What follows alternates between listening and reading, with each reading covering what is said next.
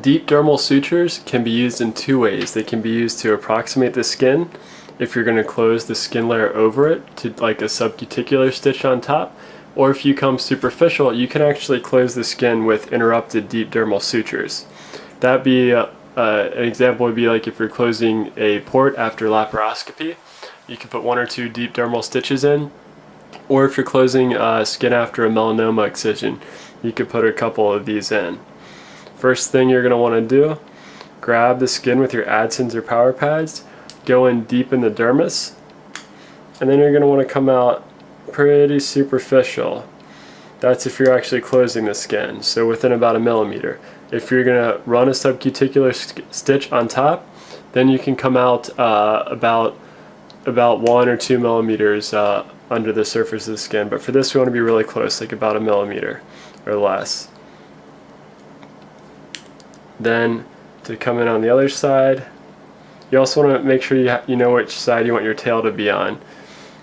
So now I've got the tail close to me, so I'll come right under the skin here, and then I'll bring the needle out close to me as well. So the loop is far away, then the needle and the tail are close to me. Now, as you know, I started on the left side going deep, and then deep to superficial. Then on the right side I go superficial deep. The superficial part is going to bring the skin together, and then the starting and ending deep is going to help me to tie my knot deep so it won't bother the patient. For this you can do surgeon's knot if you want, but you don't have to. 2 throws is first knot, second, third. Usually you'd be using 3 or 4 of Vicryl, and you would just do 4 knots. I just have a bunch of this nylon suture that I'm using. So for nylon, 6 knots. For 3 or 4 of Vicryl, just 5 throws, which is 4 knots. Then you're going to want to pull up here, and you actually do need to cut this short, maybe about 1 millimeter or so or less, because you don't want it to rub against the patient's skin.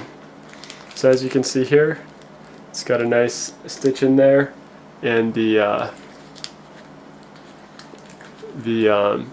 knot is very deep. You could actually, if it sticks up, you can actually push it down a little deeper, and that brings the skin together nicely. You would do these about every half a centimeter or centimeter along the length of the incision, but you can actually see this is a few centimeters long. It's really holding a lot of that together just from that one stitch.